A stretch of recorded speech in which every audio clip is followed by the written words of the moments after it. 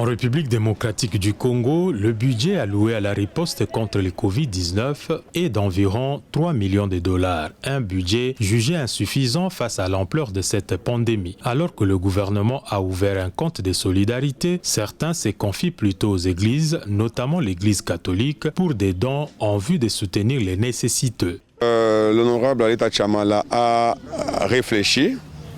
Il a estimé les besoins, il a estimé quels étaient les articles de première nécessité.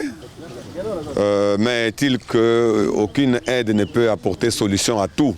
C'est-à-dire, quand on apporte une aide, ce qui est important, c'est les gestes.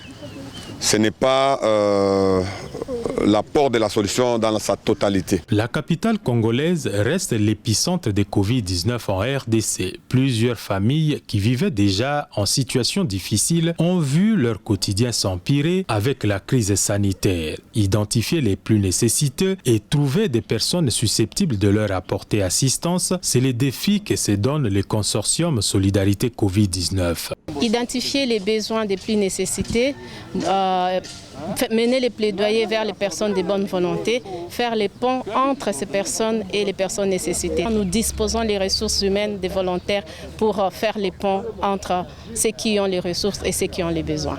Kinshasa, dont le déconfinement progressif de la commune de Gombe a été lancé depuis quelques jours, enregistre en date du samedi 9 mai 844 cas confirmés de Covid-19 sur 937 que compte tout le pays. Les appels à la solidarité se multiplient afin de faire face à la précarité dans laquelle vivent plusieurs personnes.